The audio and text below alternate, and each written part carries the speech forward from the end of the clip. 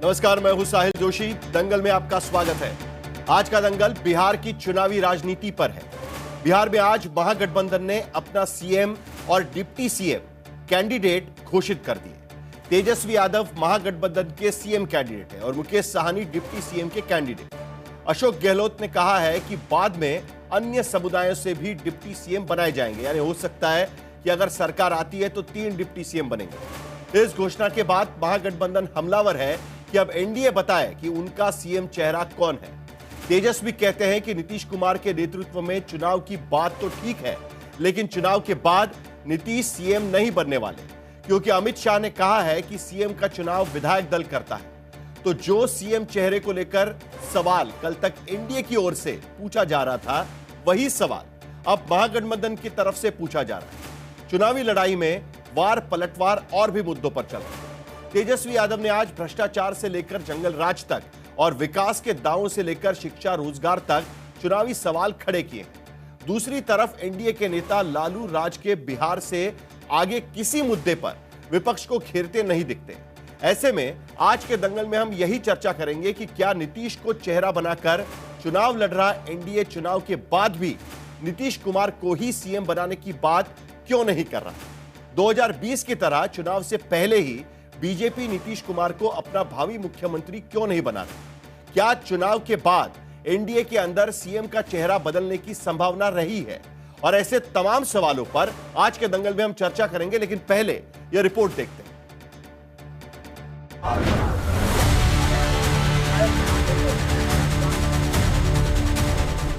बिहार विधानसभा की चुनावी लड़ाई अब पूरे परवान पर है। एनडीए की ओर से धुआंधार चुनाव प्रचार शुरू हो चुका है। आज बीजेपी अध्यक्ष की रैलियां हुई, आगे अमित शाह की बैठक है, कल प्रधानमंत्री प्रचार करेंगे। लेकिन अब तक प्रचार के मैदान में पिछड़ रहे महागठबंधन ने अब मोर्चा टाइट कर लिया। कहा तो गठबंधन के अंदर खाने ही 12 सीटों पर गुत्थम गुत्था होने की खबरें सुर्खियां बटोर रही थी, और कहा राजस्थान के जादूगर की अगुवाई में 7 दलों के दर्जन भर नेताओं ने एक मंच पर खड़े होकर तेजस्वी यादव को मुख्यमंत्री पद का चेहरा घोषित कर दिया। हमने तय किया है इस चुनाव में अगले मुख्यमंत्री चेहरे के रूप में तेजस्वी यादव जी को हम लोग सपोर्ट करते हैं। साथ में सबकी राय बनी है कि जो हमारे अन्य पिछड़ा वर्ग के साथी हैं मुकेश साहनी जी, वो उप मुख्यमंत्री होंगे साथ में। तो जो अन्य सामाजिक वर्गों के लोग हैं उनमें से मुख्यमंत्री और बनाए जाएंगे, उप मुख्यमंत्री और बनाए जाएंगे। विपक्ष ने एक बार बतौर सीएम उम्मीदवार तेजस्वी के नाम पर मुहर लगा दी तो सवालों की गेंद एनडीए के पाले में उछाल डाली। इस बार आप नीतीश कुमार जी का मुख्यमंत्री के चेहरे का नाम का घोषणा क्यों नहीं कर रहे। कि नीतीश कुमार जी का ये आखिरी चुनाव है, ये स्पष्ट अमित शाह जी ने कर दिया है। कोई वैकेंसी है उसमें, तो वैकेंसी है, बिना मतलब की बात। वो मुख्यमंत्री हैं, उनकी अगुवाई में हो रहा है तो होगा। एनडीए साफ कर चुकी है कि नीतीश चुनाव तक चेहरा है। चुनाव के बाद सीएम पद का फैसला विधायक दल की बैठक में होगा। मतलब क्या गारंटी नहीं कि नीतीश ही सीएम बनेंगे। 70,000 से भी ज्यादा हत्याएं 20 साल में हो गई, ना सुनवाई है ना कार्रवाई होती है। बगल में खेमका जी की हत्या कर दी जाती है, हाजीपुर में उनके बेटे की 4 साल पहले हत्या कर दी जाती है। मुख्यमंत्री आवास के बाहर गोलियां चलती है, कुछ नहीं होता। हमारे घर के आवास के बाहर गोलियां चली, आज तक कोई नहीं पकड़ा गया। सचिवालय के बाहर गोलियां चलती है, कोई पकड़ा नहीं गया। 70,000 मर्डर हुए, कई रेप हुए। बच्चियों को पीएमसीएच में बलात्कार कर देता है लोग, परिवार के लोग उसको अस्पताल लेके जाते हैं, 4 घंटा तक बेड नहीं मिलता, मृत्यु हो जाती है। वो जंगल राज नहीं। कोई ऐसा दिन नहीं जहां बिहार में 200 राउंड गोलियां ना चलती हो। ये घड़ियाली आंसू बहाने वाले लोग, जिनके हाथी के दांत खाने के और दिखाने के और है, इनसे बचकर चलना, क्योंकि यही लोग थे जिन्होंने 20 साल पहले पूरे 15 साल जंगल राज चलाया। जंगल राज।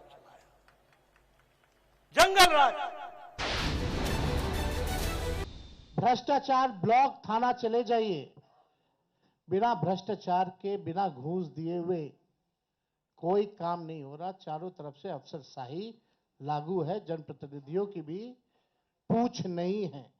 अभी 70,000 करोड़ का घोटाला आया सीएजी की रिपोर्ट में, कोई हिसाब किताब नहीं। एक बार नहीं, कई बार पेपर लीक हुए, किसी पे कार्रवाई नहीं की गई। कितने बड़े से बड़े घटनाएं हुए बिहार में, सृजन घोटाला हुआ, बालिका गृह कांड हुआ, कोई गिरफ्तार नहीं, कुछ भी नहीं। लगातार घोटाले पे घोटाला हो रहा है। चूहा बांध काट दे रहा है तो बांध गिर जा रहा है, चूहा पुल गिरा देता है काट के, चूहा करोड़ों लीटर शराब पी जाता है थाना में, कोई हिसाब किताब नहीं। करप्शन से तेजस्वी कभी भी कॉम्प्रोमाइज नहीं करेगा। लालू जी को 32 साल की सजा हुई है चारा घोटाले में, पगतरा घोटाले में, और तेजस्वी बाबू खुद ये बुरी तरह से आरसीटी में आरोप से घिरे हुए हैं। 90 में पैदा हुए, उनको मेजर होने से पहले इतनी प्रॉपर्टी आ कहाँ से गई भाई, कहाँ से आती है? ये देश जानना चाहते हैं, प्रदेश जानना चाहता है। जो अभी नया नेता जिन्हें घोषित किया गया, इनकी पार्टी, इसमें विनाश ही विनाश है। इस बात को आप समझ लीजिए, बिहार का विनाश होता है, इसको समझ लीजिए। और धन्य हो प्रभु हमारे अमित शाह जी, बिहार में जमीन नहीं है इसलिए उद्योग नहीं लगेगा, यानी साफ इनकार कर दिया। बिहार के लोगों से हम कहना चाहते हैं, भाजपा के लोगों ने मना कर दिया, एनडीए के लोगों ने मना कर दिया कि बिहार में कोई फैक्ट्री कारखाना नहीं लगाएंगे, कोई इंडस्ट्री नहीं लगाएंगे, कोई उद्योग नहीं लगाएंगे। जनता के सामने प्रण लिया है, संकल्प लिया है, और जिन परिवार के पास सरकारी नौकरी नहीं है, उन परिवार को एक सरकारी नौकरी तेजस्वी देगा। 3 लाख करोड़ बजट और 12 लाख करोड़ रुपया खर्चा, कोई मतलब है? बिहार की जनता, इनका टाइम टेस्टेड मॉडल है, जमीन लो नौकरी दो। चुनावी मैदान में अब महागठबंधन नए जोश खरोश के साथ उतरने के दावे कर रहा है। महागठबंधन के नेता 24 अक्टूबर से चुनाव प्रचार में आएंगे। तेजस्वी यादव पूछते हैं कि एनडीए ने अब तक बिहार की तरक्की के लिए भ्रष्टाचार, बेरोजगारी, बदहाली दूर करने का कोई विजन सामने क्यों नहीं रखा।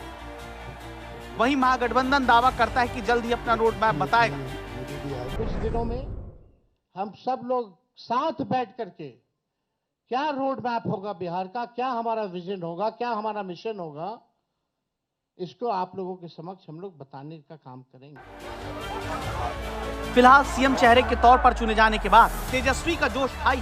कांग्रेस ने शायद पहली बार अपना अहम छोड़कर क्षेत्रीय दल की अगुवाई में छोटा भाई बनकर चुनाव लड़ना तय कर लिया। चुनाव से पहले ही सीएम चेहरा घोषित किए जाने की तेजस्वी की मांग और डिप्टी सीएम चेहरा घोषित किए जाने की मुकेश सहनी की मांग को राहुल गांधी ने मान लिया है। और अब लड़ाई अंदर खाने नहीं, एनडीए से होगी। शशि भूषण के साथ रोहित सिंह, पटना, आज तक। तो जो सवाल आज तक महागठबंधन को पूछा जा रहा था, आज वही सवाल महागठबंधन के तरफ से एनडीए को पूछा जा रहा है कि आखिरकार चुनाव के बाद आपके मुख्यमंत्री कौन बनेंगे अगर आपकी सरकार आती है तो। कई सवाल इस प्रेस कॉन्फ्रेंस के बाद खड़े होते हैं, उस पर हम चर्चा करेंगे। हमारे साथ में गौरव भाटिया, भारतीय जनता पार्टी के प्रवक्ता जुड़ रहे हैं, चरण सिंह सप्रा कांग्रेस के प्रवक्ता इस चर्चा में शामिल होंगे, कंचना यादव आरजेडी की प्रवक्ता इस चर्चा में अपनी भूमिका रखेंगी। और आज आखिरकार तेजस्वी यादव जो चाह रहे थे वो हो गया, महागठबंधन के तरफ से उन्हें मुख्यमंत्री पद का उम्मीदवार घोषित कर दिया गया। अनुप्रिया यादव जनता दल यूनाइटेड की प्रवक्ता भी चर्चा में शामिल होंगी। अमिताभ तिवारी इलेक्शन एनालिस्ट और रिसर्चर, वो भी उनसे भी हम पूछेंगे कि आखिरकार इससे क्या मायने बदलते हैं चुनाव के। आशुतोष पॉलिटिकल एनालिस्ट, वो भी इस चर्चा में अपनी भूमिका रखेंगे। 3 सवालों के साथ इस चर्चा की मैं शुरुआत करना चाहूंगा। पहला सवाल, क्या तेजस्वी यादव को सीएम और मुकेश साहनी को डिप्टी सीएम चेहरा बनाने से विपक्ष को फायदा होगा? क्या एक नया जातिगत घेराबंदी करने का प्लान एमजीपी की तरफ से, महागठबंधन की तरफ से किया जा रहा है और इसके चलते क्या इससे फायदा होगा उन्हें? दूसरा सवाल, क्या चुनाव के बाद एनडीए नीतीश कुमार को सीएम नहीं भी बना सकता है? क्योंकि अभी तक इस बात की साफ शब्दों में पुष्टि नहीं की गई है कि अगर सरकार आती है तो नीतीश कुमार ही मुख्यमंत्री बनेंगे।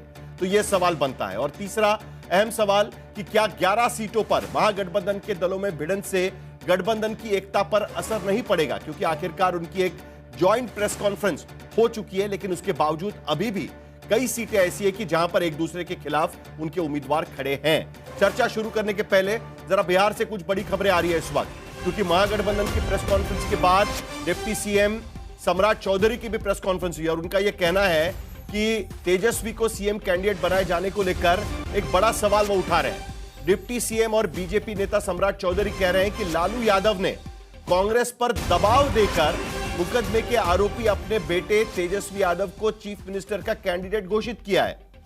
तो अब एनडीए कह रहा है कि अब तक सवाल पूछ रहे थे कि आखिरकार आपका सीएम कैंडिडेट कौन होगा, लेकिन अब वो कह रहे हैं कि दबाव में डालकर यह घोषणा हुई है। सम्राट चौधरी ने क्या कहा है सुनते कि महागठबंधन ने मुख्यमंत्री के उम्मीदवार का सपना देखा और लालू जी ने जबरदस्ती नहीं कहते हैं, लोग अपने बेटा को मुख्यमंत्री बनाने के लिए लोगों को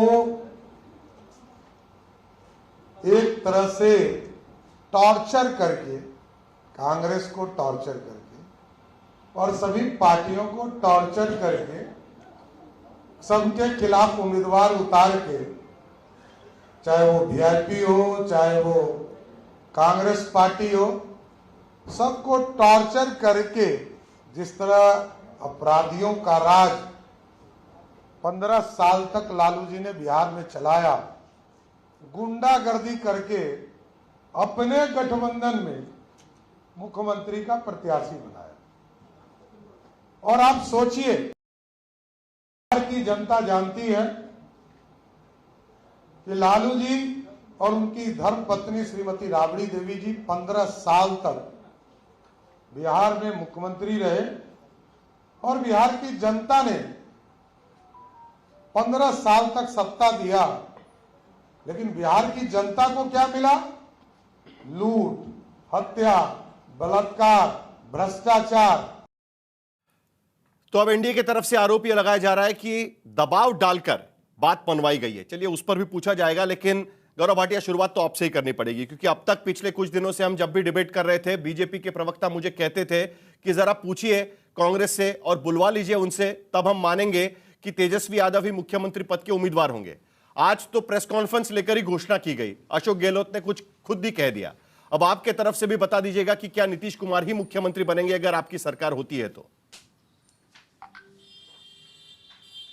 साहिल जी, आज की प्रेस वार्ता से जितना लाभ एनडीए और भारतीय जनता पार्टी जेडीयू का होने वाला है, उससे ज्यादा किसी का नहीं होने वाला। और मैं आपको वजह बताता हूं। सबसे पहले बात इनकी करते हैं महागठबंधन की। आप सोचिए, गजब बेइज्जती थी। मतलब अशोक गहलोत बैठे हैं और उनकी पार्टी के अध्यक्ष का वहां पे नामो निशान नहीं है। राहुल गांधी, जिसके नाम की कस्में खा खा के बेइज्जती करवाते हैं और जहर के घूंट पी लेते हैं, उनका कोई चित्र नहीं था मंच पे। और तो छोड़िए, लालू प्रसाद यादव का कोई तस्वीर वहां नहीं थी। मालूम है क्यों? और इसीलिए मैंने कहा सबसे ज्यादा फायदा हमारा है। हमारे कैंप में स्पष्टता है। आदरणीय गृह मंत्री जी ने, अमित शाह जी ने साक्षात्कार आपके चैनल को भी दिया। उन्होंने बड़ी स्पष्टता से कहा नीतीश कुमार जी मुख्यमंत्री हैं, हमारे घटक दलों का नेतृत्व वो ही कर रहे हैं। और साथ में जब आपने पूछा कि मुख्यमंत्री आगे वही बनेंगे, तो क्योंकि संविधान में हमारी आस्था है, उन्होंने कहा उनके नेतृत्व में चुनाव लड़ा जा रहा है और सब चुन के आएंगे और तय करेंगे। लेकिन आज महागठबंधन में देखिए क्या हुआ। महागठबंधन में लालू प्रसाद यादव का चेहरा क्यों हटाया? कि जंगल राज ना याद आ जाए। और आज बिहार की जनता ये जान गई है कि 9वीं फेल, पहला 9वीं फेल, अवगुण देखिए इस व्यक्ति के जिसको मुख्यमंत्री का चेहरा बता रहे, 9वीं फेल है। दूसरा, भ्रष्टाचारी, महाभ्रष्टाचारी, इसको ईडी ने समन दिया था अभी, जमीन दो नौकरी लो, इस घोटाले में इनका नाम है। तीसरा, वंशवाद की उपज। अगर लालू प्रसाद यादव का नाम हटा दें तो कोई चपरासी की इन्हें नौकरी नहीं देगा। और सबसे बड़ी बात है, जंगल राज का प्रतीक। क्यों कह रहा हूं, आप बताइए, शहाबुद्दीन अमर रहें के नारे लगा रहे थे ये मुख्यमंत्री का जो चेहरा है महागठबंधन का। बिहार की जनता शहाबुद्दीन जिंदाबाद, शहाबुद्दीन अमर रहे कहेगी या कर्पूरी ठाकुर अमर रहे, आप बताइए। और इसीलिए मैंने कहा कि इससे सबसे ज्यादा लाभ अच्छा आज हुआ एनडीए को हुआ है। ठीक है, अच्छा हुआ आपने ये कहा कि इस बार अमित शाह ने क्या स्टेटमेंट दिया है मुख्यमंत्री पद को लेकर, और मैं उसी विषय पर रहना चाहता हूं, कुछ आपको स्टेटमेंट भी सुनवाना चाहता हूं। लेकिन उससे पहले और एक बड़ी खबर इस वक्त बिहार के अंदर से आ रही है। 13 सीटों पर मैं आता हूं आपके पास आता हूं, लेकिन एक खबर इस वक्त आ रही है 13 सीटों पर जहां महागठबंधन के उम्मीदवार आमने सामने थे, उनमें से 2 सीटों पर आखिरकार सहमति बन गई है। एक जगह से कांग्रेस और दूसरी जगह से वीआईपी ने अपना नाम वापस ले लिया है। आरजेडी ने किसी भी सीट से नाम वापस नहीं लिया है, यानी आरजेडी 143 सीटों पर अभी भी चुनाव लड़ेगी, ये बात साफ है। वीआईपी की सीटें 14 हो गई है। नवादा जिले के वारसलीगंज सीट से, जहां पर राजद और कांग्रेस के बीच आमने सामने की लड़ाई थी, वहां से कांग्रेस प्रत्याशी ने अपना नाम वापस ले लिया है, नामांकन वापस लिया। और मधुबनी से बाबू बरही सीट से, जहां पर आरजेडी बनाम वीआईपी की लड़ाई थी, वहां पर वीआईपी के प्रत्याशी बिंदु गुलाब यादव ने भी अपना नामांकन वापस ले लिया है। हालांकि जो पहले फेज की जहां पर चुनाव होंगे वहां पर किसी ने नाम वापस ले लिया है, तो वहां तो फ्रेंडली फाइट होगी, ये पहले ही अभी बात साफ हो गई है। लेकिन गौरव भाटिया जी, एक बार फिर मैं मुख्यमंत्री पद के उम्मीदवार के मुद्दे पर आना चाहता हूं। देखिए, सबसे बड़ी इंटरेस्टिंग बात है, पिछली बार जब अमित शाह को यही सवाल पूछा गया था, तब अमित शाह ने साफ शब्दों में यह कहा था कि नीतीश कुमार के नेतृत्व में बिहार के चुनाव लड़े जा रहे हैं और जीतने पर भी नीतीश कुमार ही एनडीए के मुख्यमंत्री बनेंगे, और इसमें कोई दो राय नहीं है, कोई भ्रांतियां फैलाने की जरूरत नहीं है, और इस मुद्दे पर मैं फुल स्टॉप लगाना चाहता हूं। तो आज भी यही सवाल है, जिस तरीके से 2020 में नीतीश कुमार को मुख्यमंत्री पद का चेहरा घोषित किया था और चुनाव के बाद भी वही मुख्यमंत्री बनेंगे, यह भी साफ किया था कि आज की स्थिति में भारतीय जनता पार्टी यही बात साफ कर सकती है या नहीं कर सकती। गौरव भाटिया जी। देखिए साहिल जी, आप ही की रिपोर्ट मैं देख रहा था जब कार्यक्रम शुरू हुआ, तो आपने कहा 11 सीटें ऐसी हैं जहां फ्रेंडली फाइट है। ये एफ फ्रेंडली फाइट नहीं है, ये एफ फजीहत की फाइट है, जो महागठबंधन की फजीहत हो रही है। फिर 11 सीट आपने बताई फजीहत फाइट की, और थोड़ी देर बाद आपने क्या ब्रेकिंग न्यूज़ दी, 13 सीटों में 2 जगह पे कैंडिडेट वापस हो गए। मतलब जो 11 की न्यूज़ थी उसको आपने 13 बता के ब्रेकिंग न्यूज़ बताया और एक उपलब्धि बता दी महागठबंधन की। अरे ऐसा कोई सगा नहीं जिसे तेजस्वी लालू ने ठगा नहीं, इनके चक्कर में मत पड़िए। मुझसे आप सवाल पूछते हैं ना, सफाई दे दीजिए। अरे हमने तो बिहार की वो सफाई करी है जो जंगल राज लालू प्रसाद यादव लाए, जो भ्रष्टाचार लालू प्रसाद यादव लाए, जो बताने की आवश्यकता थी वो बता दिया। 14 नवंबर आप सवाल मुख्यमंत्री पद को लेकर है, आपको लड्डू 2 भूमिकाओं को लेकर है। भारतीय जनता पार्टी का प्रवक्ता होने के नाते मैं होऊंगा, लेकिन लालू प्रसाद यादव तो ठीक है, पार्टी के जो प्रवक्ता हैं ये गायब हो गए। लेकिन वो लड्डू नीतीश कुमार के नाम के होंगे या किसी और के नाम के होंगे, ये सवाल तो बनता है ना। 2020 में आपके तरफ से साफ शब्दों में कहा गया था कि नीतीश कुमार मुख्यमंत्री पद के उम्मीदवार होंगे। मैंने आपको स्टेटमेंट पढ़ के बताया, अक्टूबर 2020 का स्टेटमेंट है, यानी चुनाव के पहले का। आज की स्थिति में ये स्टेटमेंट दे सकते हैं कि नहीं दे सकते? अरे सर, मैं ये सवाल तो अब तक हम एमजीपी को पूछ रहे थे और आप ही लोग सवाल उठा रहे थे। मैं तो स्पष्टता से ये बात कहूंगा, बड़ी स्पष्टता से, नीतीश कुमार जी के नेतृत्व में हमारा जो गठबंधन है वो चुनाव लड़ रहा है। अब इससे ज्यादा स्पष्टता आपको क्या चाहिए? थोड़ा इंतजार आप भी करिए कि बाद में क्या होगा ये स्पष्ट। पहले तो अभी ये अनाउंसमेंट इन्होंने किया है, हमने तो इनसे पहले अनाउंसमेंट कर दिया था कि नीतीश जी के नेतृत्व में हम चुनाव लड़ रहे हैं। आप 15 बार भी पूछेंगे उत्तर यही आएगा साहिल जी। मैं समझता हूं बिहार के सवाल तो यही रहेगा ना गौरव भाटिया जी। पिछली बार फुल स्टॉप था, कैसे बोला, पिछली बार फुल स्टॉप था, इस बार स्वल्प विराम, अल्प विराम, कॉमा, ये सब क्यों लगा रहे हैं आप? पिछली बार फुल स्टॉप लगा दिया था, इस बार भी फुल स्टॉप बता दीजिए ना। इस बार अल्प विराम है, स्वल्प विराम है, कॉमा लगा रहे हैं, मतलब वो थोड़ा सा, इसीलिए क्लैरिटी हम पूछ रहे हैं बस। अब तक हम लोग एमजीपी को पूछ रहे थे, आज सवाल उठाए तो हम आपसे पूछ रहे हैं इस बात को। हाँ जी, नहीं नहीं, आपका देखिए हक है, इतने मुस्कुराते हुए आप पूछते हैं तो मैं भी बाध्य हो जाता हूँ उत्तर दे, लेकिन जो फुल स्टॉप और विराम की आप बात कर रहे हैं ना, इसके बाद अब हमने देखा कांग्रेस पार्टी तो पिछलग्गू हो ही गई है, विराम लग ही चुका है।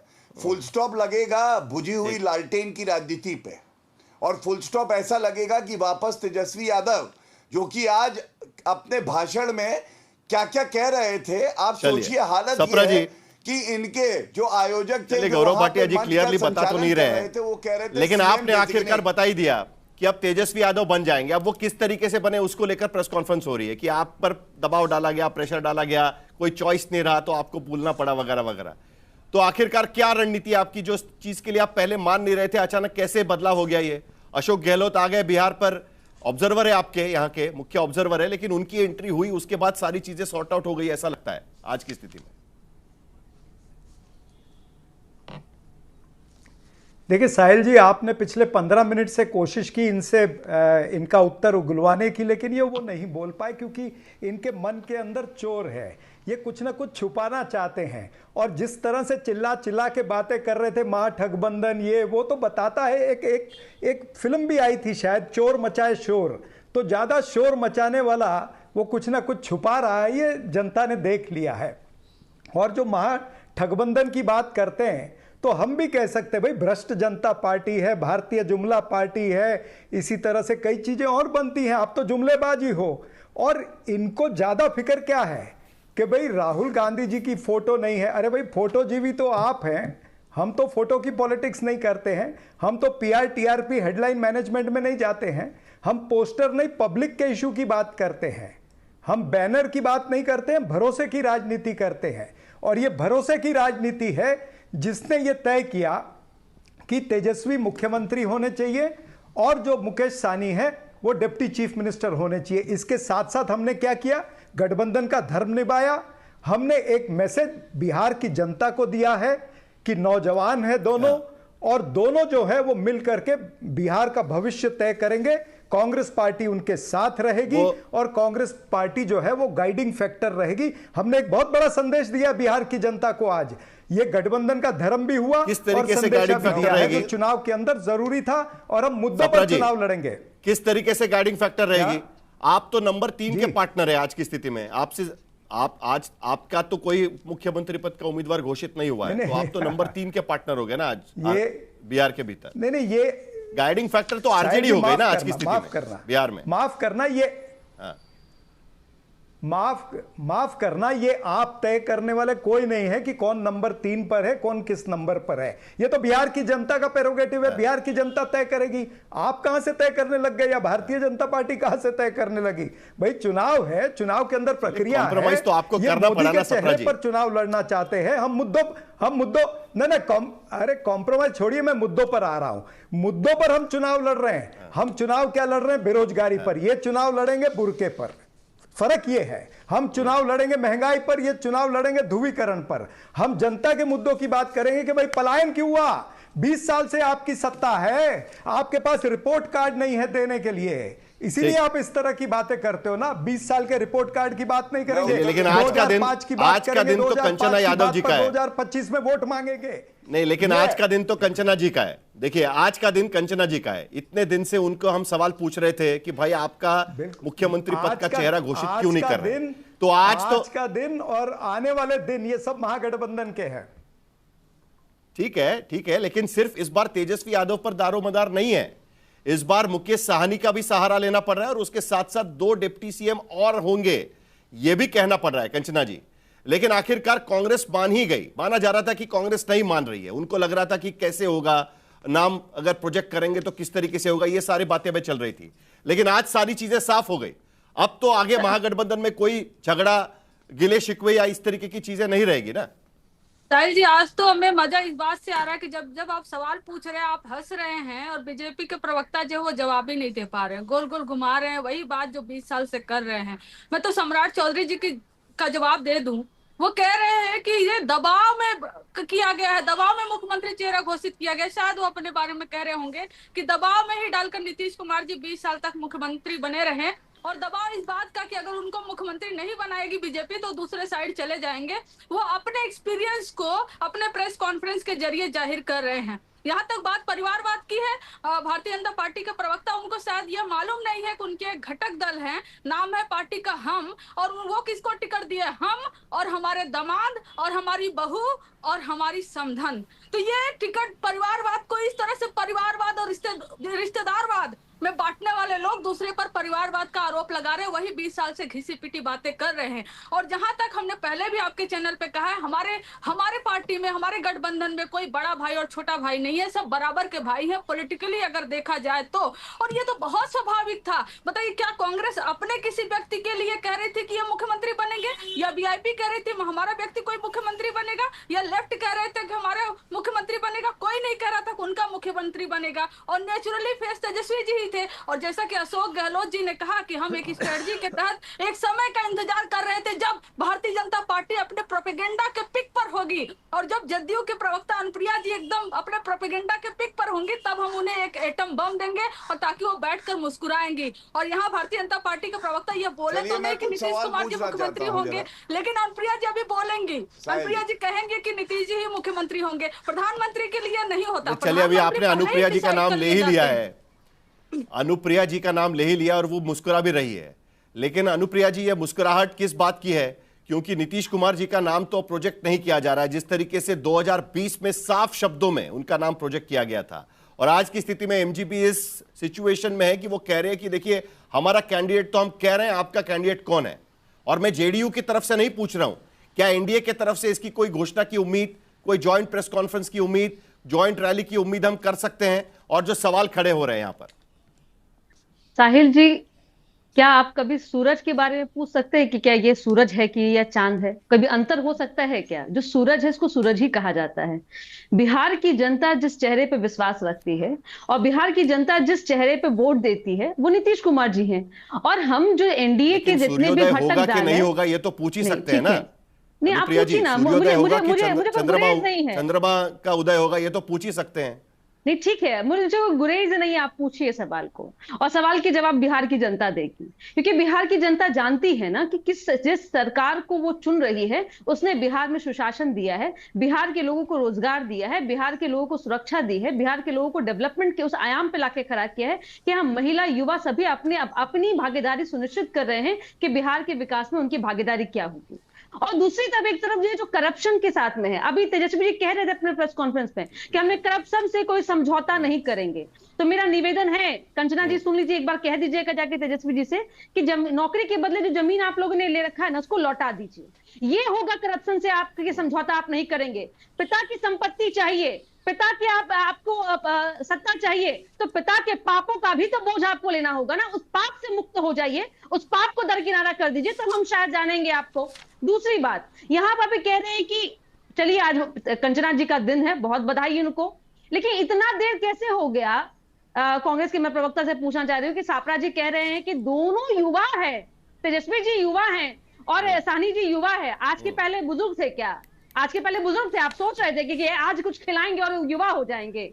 देखिए, मजबूरी की जो गठबंधन है, भाई नीतीश कुमार की तुलना में तो युवा, अरे नहीं, हाँ, युवा बहुत चीज में है। वो नौकरी के बदले जमीन लेने में युवा है, संपत्ति में बहुत युवा है। मैं जिस पटना में बैठी हूँ ना, इस पटना में सबसे ज्यादा संपत्ति अर्जित करने वाला कोई परिवार है तो लालू यादव है। कभी लालू यादव साइकिल से चला करते थे, और इतना संपत्ति कितनी है? बीच में बोलिए आप, मैं आपके बीच में नहीं बोली, मैं आपके बीच में नहीं बोली। एक साल में 125, अरे ठीक है, आप 2017 में पटना में बैठी है तो जब बिहार में जब हमारे साथ में था तो कोई भी करप्शन नहीं होता था। जिक्र किया इसलिए पटना की बात की मैंने। भाई आप अपनी चिंता कीजिए, तो मैं वहां की बात करता। साहिल जी, मुझे कांग्रेस के साथ में बहुत ही सिंपैथी है कि भाई इन्होंने कांग्रेस बचाओ यात्रा निकाली, सीडब्ल्यूसी की बैठक भी कर ली, लेकिन आखिरकार हुआ क्या? ये बात तो पहले से भी कहा जा रहा था, आरजेडी जिद कर रही थी कि भाई हमारे नाम को घोषणा कर दीजिए, और कांग्रेस ने मान लिया कि बिहार में उनके पास कोई चेहरा नहीं है और इतनी मजबूत स्थिति में नहीं है। टाइमिंग को लेकर सवाल है,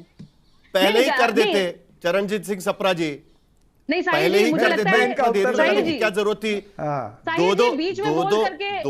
दोनों चरणों के फॉर्म भरने का टाइम खत्म हो गया, लगातार सवाल उठते रहे, एक दूसरे के खिलाफ मैदान में चुनाव में आपने उम्मीदवार भी उतार दिया और उसके बाद आप घोषणा कर रहे हैं, तो टाइमिंग को लेकर सवाल उठ रहे हैं। साहिल जी, मुझे लगता है कि देखिए, चरण जी को ये तो अजीब बात है। अभी अब टाइमिंग पर सवाल जेडीयू उठाएगी। एक मिनट, नहीं, मैं संयम रख के ही उत्तर दे रहा हूँ, संयम रख के उत्तर दे रहा हूँ। सुनिए, सुन लीजिए ध्यान से। संयम सुनिए, पहले संयम, आप ये सुनिए, अनुप्रिया जी आपको भी जवाब देता हूँ, जल्दी से उनका एक जवाब ले लेते हैं ना। अनुप्रिया जी जल्दी से जवाब ले लेते हैं। सप्रा जी बोलिए जल्दी। आपका ही जवाब दे रहा हूं मैं, बड़े संयम से कह रहा हूं, अन्यथा मत लेना इसको, मैं ऐसे नहीं बोल रहा हूं। इनका जितना भी उत्तर था ना, वो बताता है कि खिसियानी बिल्ली खंबा नोचे, ये उस तरह का उत्तर था। और ये उत्तर देते देते हमारी सिंपति पर आती है। भाई नीतीश कुमार की सिंपति की बात करिए। नीतीश कुमार की जो राजनीतिक जो अंत होना है ना, उसकी पटकथा भारतीय जनता पार्टी ने लिखनी शुरू कर दी है। ये पता चल रहा है किस तरह से 101 सीट पर दोनों पार्टियां लड़ रही हैं। पिछली बार कितनी सीटों पर लड़े थे आप बताइए ना, और कितनी जीत करके आए थे। अब उससे भी नीचे आएंगे। साहिल जी समय दीजिएगा। चलिए गौरव भाटिया जल्दी से, 1 मिनट आता हूं अनुप्रिया जी आपके पास। गौरव भाटिया। धन्यवाद। सबसे पहले कांग्रेस की बात कर लेते हैं। तो अभी ये कह रहे थे एक पिक्चर आई थी, अरे एक पिक्चर और थी जिसमें एक कैरेक्टर था crime master Gogo. Crime master Gogo कहता था मैं आया हूं तो तेरा कुछ तो लेके जाऊंगा। वैसे ही कांग्रेस पार्टी है भ्रष्टाचारी, वैसे ही लालू प्रसाद यादव है। अगर आए हैं तो जनता की जमीन लेके जाएंगे, रुपया लेके जाएंगे, भ्रष्टाचार जरूर करेंगे। क्राइम मास्टर इन्हीं का नाम है। और दूसरी बात, इनकी राजनीतिक हैसियत आज देखिए, ये कोई पार्टनर वार्टनर नहीं है साहिल जी, ये पिछलग्गू हैं। आपको मालूम है पिछले चुनाव में बिहार में 70 सीटों में लड़े थे, इस बार 61 पे लड़ रहे हैं। ऐसे पिछलग्गू हैं जिसकी पूंछ भी छोटी होती जा रही है। और इनकी राजनीतिक हैसियत का अंदाजा इससे लगाइए, 4 विधानसभा चुनाव में ये कुल सीटें लाए हैं 59, और अकेले भारतीय जनता पार्टी पिछले चुनाव में 74 सीटें लाई है। और कोलंबिया में बैठ के एक मिनट, सप्रा जी बीच में ना बोले, बीच में ना बोले, ये गलत बात। खत्म करिए आपकी बात। देखिए साहिल जी, आप मैं ये उम्मीद करता हूं, मेरी बहन अनुप्रिया अभी बोल रही थी, अनुप्रिया जी के बीच में भी सापरा जी कूद पड़े, ये अच्छा नहीं लगता। बोलिए, हम इनके बीच में नहीं बोलते, ये क्यों बोलते? फिर कंचना जी बोलेंगे उसके बाद में। चलिए जल्दी आपकी बात करता हूं आरजेडी के। आरजेडी से मेरा यही सवाल है। देखिए आरजेडी ने आज तक पिछड़े समाज के लिए क्या किया? वंशवाद की बात होगी ना, जब से आरजेडी पार्टी बनी है, किसी लालू प्रसाद यादव के परिवार को छोड़ दीजिए, बाहर का अध्यक्ष नहीं दे पाए। मुख्यमंत्री महिला को बना सकते थे, लेकिन मिला कौन? 5वीं फेल राबड़ी देवी। साहिल जी मेरी बात पूरी नहीं हुई, आप बीच में पता नहीं क्यों बोल रहे हैं। मैं अपनी बात तो पूरी कर सकता हूं ना, दर्शक जानना मैं भी चाहेंगे। नहीं पूछूं आपको। अरे मैं अपनी बात पूरी कर होगा ना, मैं आपको बता रहा हूं, बीच में थोड़ा सा बता रहा हूं, आपको भी बताना पड़ेगा ना कि भाई आप थोड़ा सा इंतजार करिए, मेरी बात पूरी हो जाए। भी हो गए डिक्लेयर। अच्छा एक बात बताइए, जब 14 नवंबर को एनडीए की, बीजेपी जेडीयू की सरकार बनेगी, तो फिर क्या फर्क पड़ता है किसको चेहरा बनाते? नहीं, सबने देखा। मैंने कहा ना, 9वीं फेल, वंशवाद की उपज, भ्रष्टाचारी नंबर 1, जंगल राज का प्रतीक, ऐसे तेजस्वी यादव हैं। अब बताइए तेजस्वी यादव कौन इनके लिए वोट करेगा, जो केवल भ्रष्टाचार करते हैं, चाकू के नारे लगाते हैं? ये सवाल आप नहीं बात को पूछते। लेकर सवाल उठ रहे थे कि नाम इसलिए डिक्लेयर नहीं किया जा रहा है कि उसको लेकर सवाल उठेंगे। एग्जैक्टली वही सवाल कहीं ना कहीं बीजेपी उठाने की कोशिश करिए। कंचना जी आपकी बात खत्म करिए, उसके बाद अनुप्रिया जी कह रही हैं कि वो सूर्य हैं, सूरज हैं। नीतीश जी को कह रही हैं, उनको तो सैटेलाइट भी नहीं समझते हैं अमित शाह जी। वो सैटेलाइट हो सके समझते होंगे, क्योंकि सैटेलाइट इस्तेमाल होता है, फिर एक पर्पज के लिए, फिर उसको फेंक दिया जाता है, गिरा दिया जाता है, तो वो सैटेलाइट समझते हैं नीतीश कुमार जी को, अमित शाह जी। और वंशवाद, परिवारवाद, भ्रष्टाचार, इसके अलावा अगर आप कुछ और भी सुनते होंगे इनके मुंह से तो अलग बात है। लेकिन अनुप्रिया जी आप कह रही है वो जमीन वापस लौटा दीजिए, आप अपनी ईडी और सीबीआई को भेजकर वो जमीन नपवा दीजिए, तो हम वापस लौटा देंगे। और वहां बैठे बैठे आपके ऑफिस में आपको जमीन दिख रही है हर जगह पटना में हमारी, तो कहिए ना ईडी सीबीआई क्यों नहीं पकड़ पा रही भाई? आपको दिख रही है, आप सत्ता के रूलिंग पार्टी के एक अंग हैं, और बताइए ईडी सीबीआई को नहीं दिख रही है और कोर्ट में वो पेश नहीं कर पा रहे। क्या बात कर रहे हैं? आपके पास कोई अगर मुद्दों का दिवालियापन हो चुका है तो हमसे कुछ उधार ले लीजिए, हम देते हैं उधार, क्योंकि इसके पहले आपने बहुत सारा कॉपी किया है हमसे। और जहां तक अपराध की बात है, तो अपराध के मामले में जो हमारे डिप्टी सीएम अभी घोषित हुए हैं ना, इनके पिताजी की हत्या हुई है। लेकिन आज की स्थिति में कंचना जी, प्रेस कॉन्फ्रेंस में आज तेजस्वी यादव को दो मुद्दों पर बात रखनी पड़ी। पहला मुद्दा जंगल राज को लेकर, जिसको लेकर हमेशा आरजेडी के प्रवक्ता चिढ़ जाते हैं। आज उन्हें यह कहना पड़ा कि जंगल राज के खिलाफ वो क्या कर रहे हैं। और दूसरी बात भ्रष्टाचार को लेकर, जब हमेशा उन पर सवाल उठाए जाते हैं, खास करके चारा घोटाले को लेकर, तो भ्रष्टाचार का जीरो टॉलरेंस, वो भी उन्हें आज प्रेस कॉन्फ्रेंस में साफ करना पड़ा है। कंचना जी, कहना इसलिए पड़ा, जो मैं कह रहा था, क्योंकि इसलिए कहना पड़ा क्योंकि इंजीनियर्स के घर पर, जो नीतीश कुमार जी के करीब रहते हैं, इंजीनियर्स के घर पर रात रात भर 100 करोड़ रुपए जो है जलते हैं। 70,000 करोड़ का घोटाला हो जाता है, पुल गंगा में छलांग लगा देते हैं। अनुप्रिया जी जवाब। भ्रष्ट है, सम्राट चौधरी से लेकर इंजीनियर की बात कर रही है कंचना और जी, इसलिए सुन लीजिए अनुप्रिया जी, अपने भ्रष्टाचार पर इतना बौखलाना नहीं चाहिए। भ्रष्टाचार का एक पर्याय बन चुके हैं नीतीश कुमार जी की सरकार। चलिए कंचना जी जवाब सुन लेते हैं।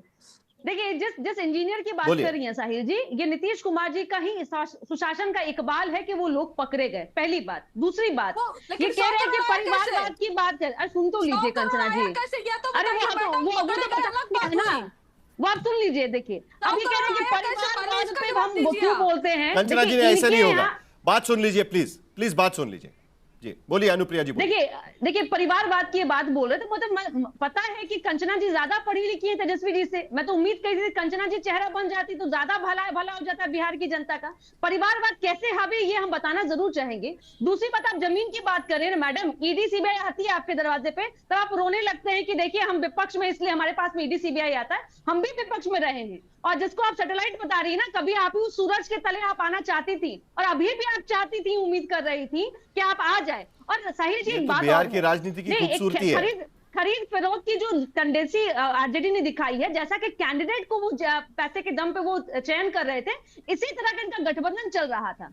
कौन सी मजबूरी थी जो चापड़ा जी आज तक नहीं बोल पा रहे थे, अब कह रहे हैं कि नहीं भाई तेजस्वी जी वो बहुत चमकता हुआ चेहरा है।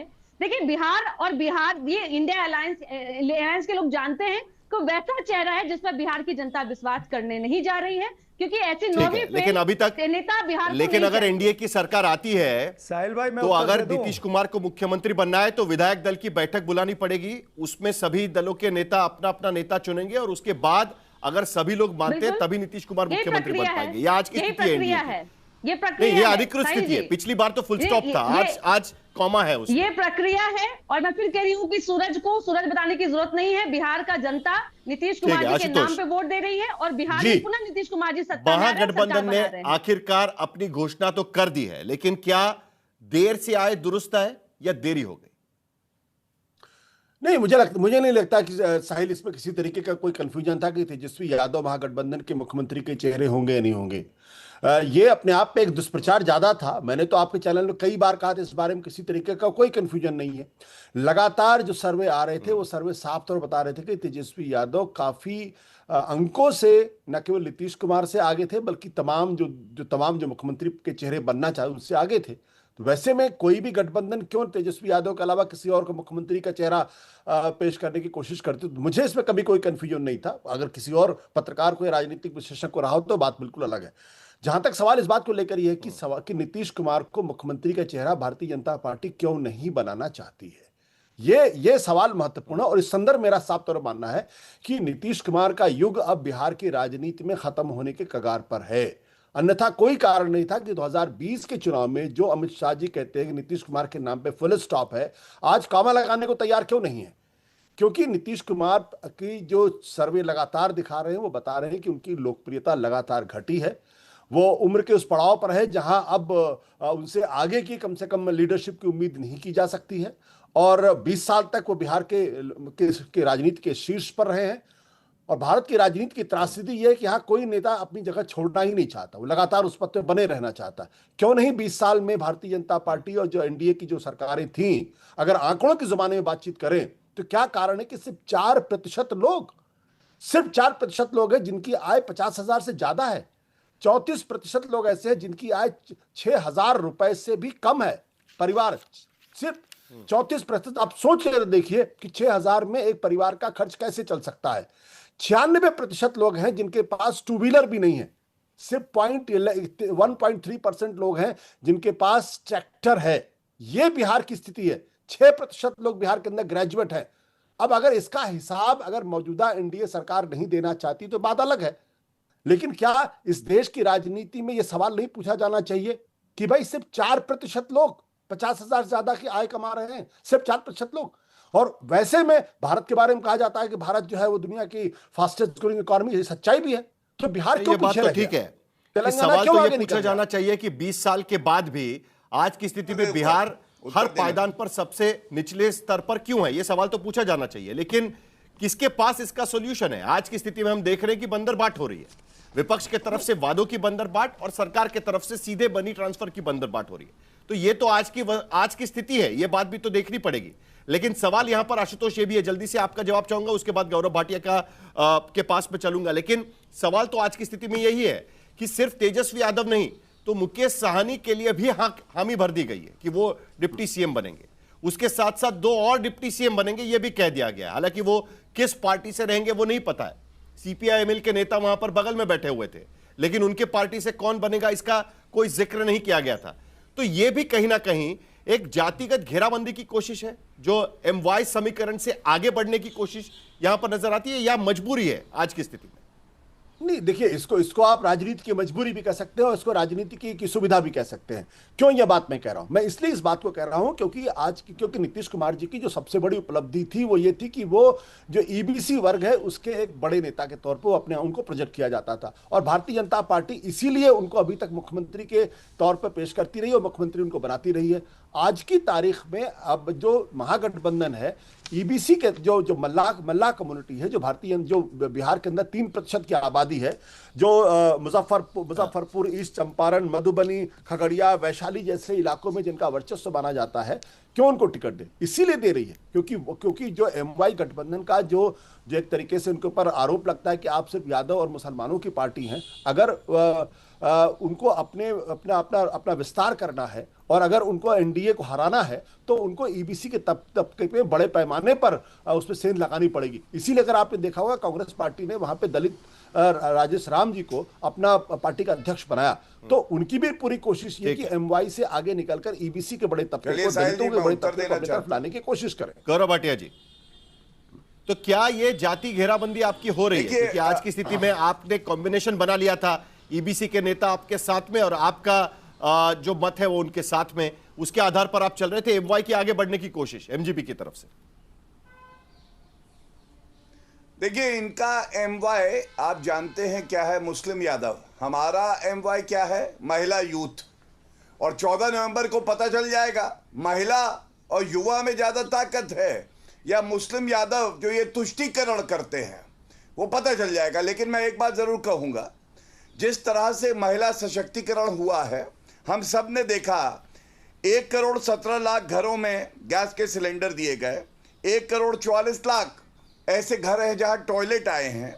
हमने देखा किस तरह से 75 लाख महिलाओं को 10,000 रुपए की राशि मिली, जिससे कि वो स्वरोजगार में काम करे, आगे उनकी और आर्थिक मदद की जाएगी। लेकिन मेरा सवाल ये है, एक राजनीतिक विश्लेषक आए और वो एक बार भी ना कहे 11 जगह फ्रेंडली फाइट या फजीहत फाइट हो रही है महागठबंधन में, ये चिंता की बात है।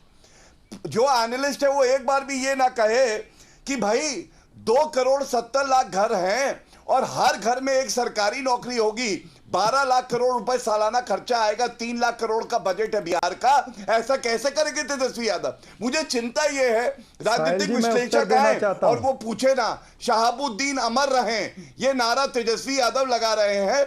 बिहार की जनता ये कह रही है, हमारा बच्चा जो शहाबुद्दीन अमर रहे का नारा लगाता है उस व्यक्ति को बिहार से निकाल देंगे और आप देखिएगा 14 नवंबर को सुपड़ा साफ हो जाएगा बुझी हुई लालटेन का। और राजनीतिक विश्लेषक को पता होना चाहिए कि बिहार की पल्स क्या है।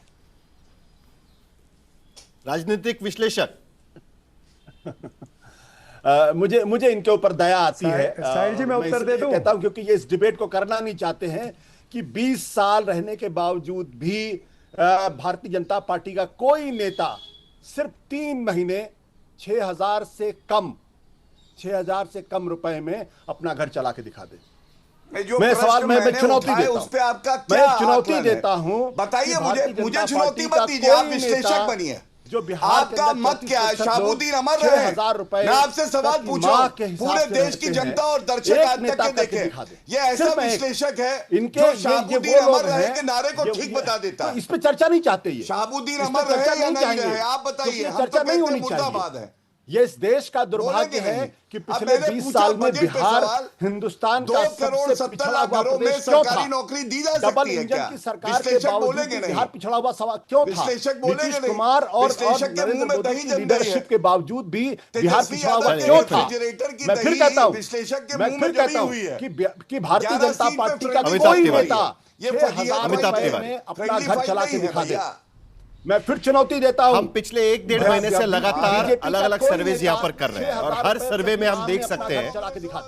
एक मिनट आशुतोष जी, 1 मिनट। अमिताभ तिवारी एक मिनट। चिराग पासवान कुछ प्रतिक्रिया दे रहे हैं, जरा सुन लेते हैं क्योंकि उनकी तस्वीर लगाना जरूरी नहीं समझा।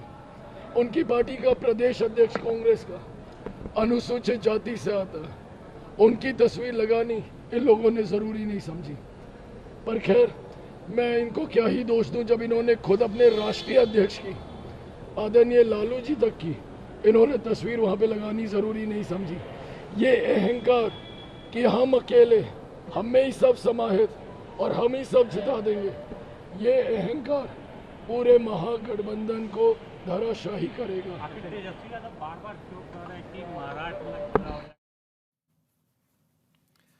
एनडीए का कोऑर्डिनेशन काफी अच्छा है। जो गौरव भाटिया यहां पर कह रहे थे एग्जैक्टली वही प्रतिक्रिया चिराग पासवान यहां पर दे रहे हैं। लेकिन अमिताभ तिवारी, मेरा सवाल अलग है।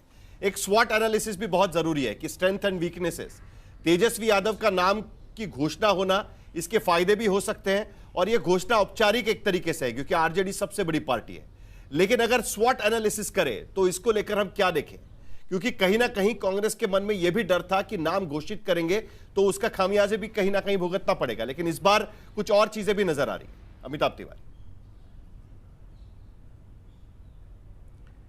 देखिए इस डिसीजन के स्ट्रेंथ्स और वीकनेसेस दोनों ही हैं। स्ट्रेंथ्स की बात अगर करेंगे तो ये साफ है कि जो आरजेडी का कैडर है, क्योंकि आरजेडी सबसे बड़ी पार्टी है, उसका कैडर मोटिवेट और एनर्जाइज हो जाता है। दूसरी बात यह है कि जो कोर वोट है आरजेडी या महागठबंधन का, मुस्लिम यादव समाज जो 32% आबादी है, 1/3 लगभग, वो कोर वोटर भी अब कंसोलिडेट हो जाएगा।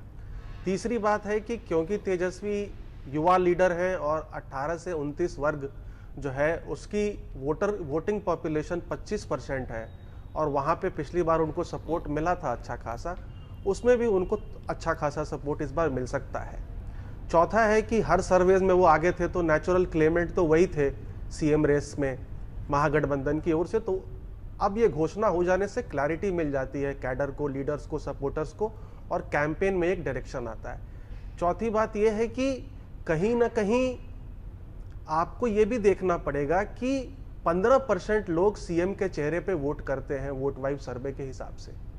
तो अब महागठबंधन की तरफ से एक चेहरा घोषित हो गया। पहले जो नीतीश वर्सेस हु था, अब नीतीश वर्सेस तेजस्वी बीच में हुआ और अब तेजस्वी वर्सेस हु हो जाएगा, जो उन्होंने सवाल पूछ दिया। क्योंकि होम मिनिस्टर ने जो बयान दिया है, कहीं ना कहीं वो होम मिनिस्टर या प्रधानमंत्री को ही आकर के आगे कैंपेन के दौरान इसी का जवाब ढूंढना है। न्यूट्रलाइज करने के लिए आप देखिएगा कि क्लियर कम्युनिकेशन इंडिया की तरफ से भी होगा। प्रधानमंत्री बिहार पहुंच रहे हैं, कल उनकी पहली सभा भी होगी। अमित शाह भी कल बिहार में होंगे। मेरा समय खत्म हुआ है, लेकिन अब यही चर्चा कहीं ना कहीं आगे भी बढ़ेगी, क्योंकि जिसका जिक्र अमिताभ तिवारी भी कर रहे थे कि तेजस्वी बनाम हुम, यही बात को लेकर आगे किस तरीके से रणनीति बनाई जाती है एनडीए की तरफ से, इस पर नजर बनाए रखेंगे। आप देखते रहिए आज तक।